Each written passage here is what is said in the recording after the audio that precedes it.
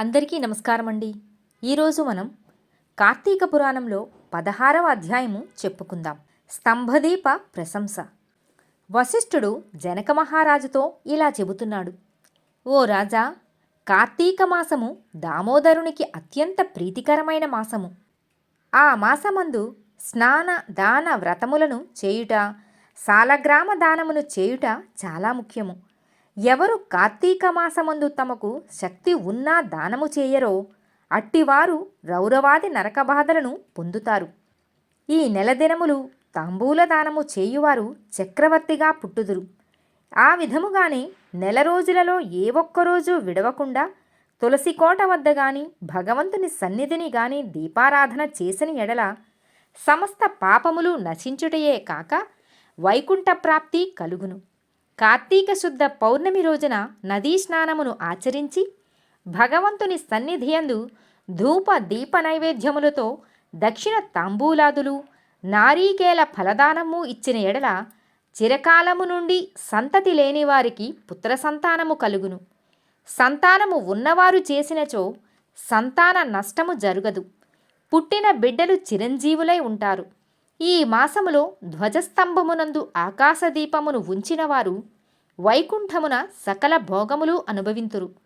కార్తీక మాసమంతయు ఆకాశదీపము గాని స్తంభదీపము గాని ఉంచి నమస్కరించిన స్త్రీ పురుషులకు సకల ఐశ్వర్యములు కలిగి వారి జీవితము ఆనందదాయకమవుతుంది. ఆకాశదీపము పెట్టువారు శాలిధాన్యం గాని నువ్వులు గాని ప్రమిద అడుగున పోసి దీపమును ఉంచవలెను. దీపము పెట్టటానికి శక్తి ఉండి కూడా దీపం పెట్టనివారు, లేక దీపం పెట్టేవారిని పరిహాసమాడేవారును చుంచు జన్మమెత్తుదురు. ఇందులకొక కథ కలదు, చెప్పెదను శ్రద్ధగా వినుము. దీపస్తంభము విప్రుడగుట.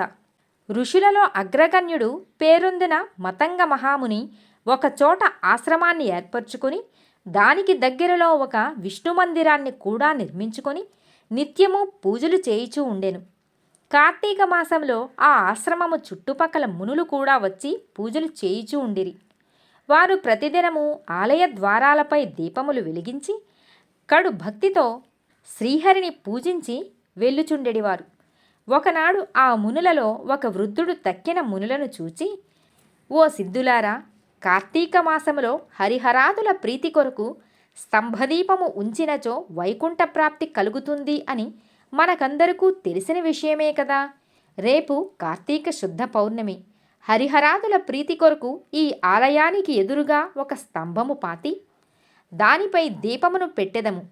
కావున మనమందరము అడవికి వెళ్ళి నిడుపాటి స్తంభమును తీసుకొని వద్దాము రండి అను పలుకగా అందరూ పరమానందభరితులై అడవికి వెళ్ళి చిలువలు పలువలు లేని ఒక చెట్టును మొదలంటా నరికి దానిని తీసుకువచ్చి ఆలయంలో స్వామికి ఎదురుగా పాతారు.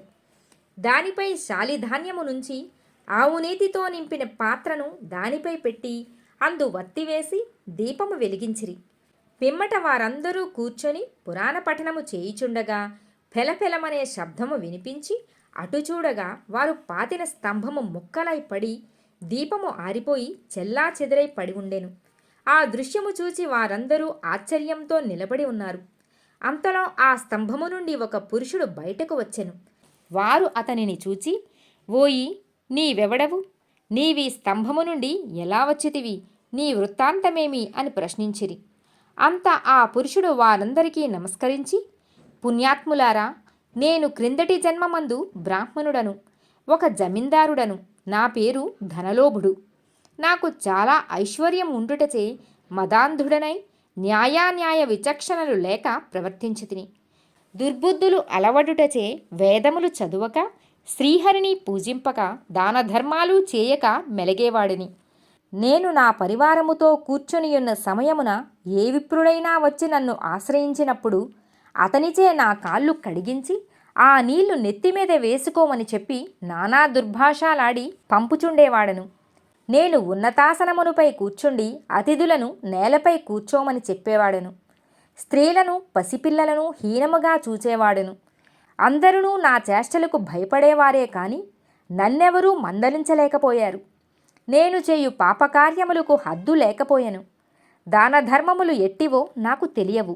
ఇంత దుర్మార్గుడనై పాపినై అవసాన దశలో చనిపోయి ఘోర నరకములు అనుభవించి 1,00,000 జన్మలయందు కుక్కనై 10,000 జన్మలు కాకినై 5,000 జన్మలు తొండనై 5,000 జన్మలు పేడపురుగునై తర్వాత వృక్షజన్మమెత్తి కీకారణ్యమందుండి కూడా నేను చేసిన పాపములను పోగొట్టుకొనలేకపోతిని. ఇన్నాళ్లకు మీ దయవలన స్తంభముగా ఉన్న నేను నరరూపమెత్తి జన్మాంతర జ్ఞానినైతిని. నా కర్మలు అన్నీయూ మీకు తెలియచేసి తిని నన్ను మన్నించండి అని వేడుకొనెను. ఆ మాటలను ఆలకించిన మునులందరూ అమితాశ్చర్యము పొంది, ఆహా, కార్తీక మాస మహిమ ఎంత గొప్పది! అదియునూ కాక కార్తీక శుద్ధ పౌర్ణమి మహిమ వర్ణింపశక్యము కాదు. కర్రలు రాళ్ళు స్తంభములు కూడా మన కండ్ల ఎదుటే ముక్తి నొందుచున్నవి. వీటన్నింటికన్నా కార్తీక శుద్ధ పౌర్ణమి ఆకాశదీపమును ఉంచిన మనుషునకు వైకుంఠ ప్రాప్తి తప్పక సిద్ధించును. అందువలననే ఈ స్తంభమునకు ముక్తి కలిగినదని మునులు అనుకొనుచుండగా ఆ పురుషుడు ఆ మాట లాలకించి, మునిపుంగవులారా, నాకు ముక్తి కలుగు మార్గమేదైనా ఉన్నదా? ఈ జగమున ఉన్న అందరకు ఎటుల కర్మబంధము కలుగును? అది నశించుట ఎట్లు? నా ఈ సంశయము బాపుడని ప్రార్థించెను. అక్కడ ఉన్న మునీశ్వరులు అందరూ తమలో ఒకడగు అంగీరసమునితో, స్వామి, మీరే అతని సంశయమును తీర్చగల సమర్థులు కావున వివరించి చెప్పమని కోరిరి. అంత ఆ అంగీరసుడిట్లు చెప్పుచున్నాడు. షోడశాధ్యాయము 16వ రోజు పారాయణము సమాప్తము. సర్వేజన సుఖినో భవంతు.